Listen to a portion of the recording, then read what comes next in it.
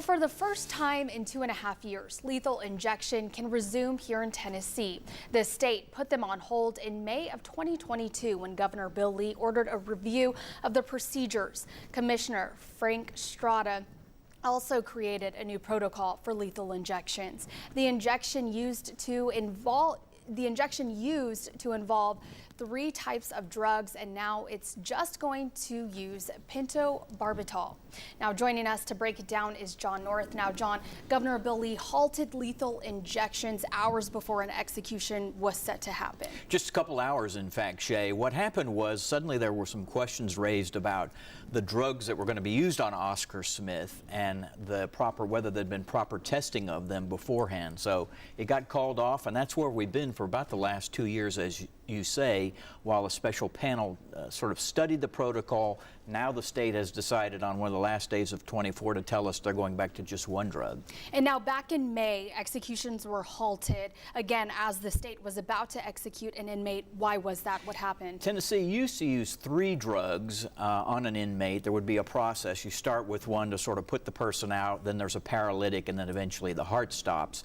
There were huge questions that were raised in Tennessee, but elsewhere as well, on the 3-drug protocol, that the inmate may have been indeed suffering as he was going under with almost kind of a drowning sensation that he was experiencing. So that was basically the controversy involving those 3 drugs.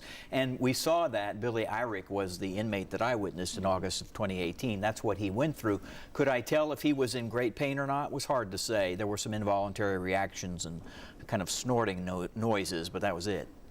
And some inmates have actually chosen electrocution over lethal injection. Can you imagine that? Your option would be lethal injection or electrocution, but yes, some inmates just said can't trust the drugs, so they went with electrocution, including a guy named Nicky Sutton, the last inmate from East Tennessee to be executed, also the last inmate in the state of Tennessee to be executed. That was February 2020. I was there for that one as well. So what happens next? Well, we know that the state had sort of lined up in 2022 who was going to be executed at that time. That was called off. They know who those people are. They've also posted on their website the names of about 10 inmates now on death row who are essentially ready legally, having executed, used all their options up, and they're ready to go when the state decides. All right. Thanks so much, John. We appreciate it.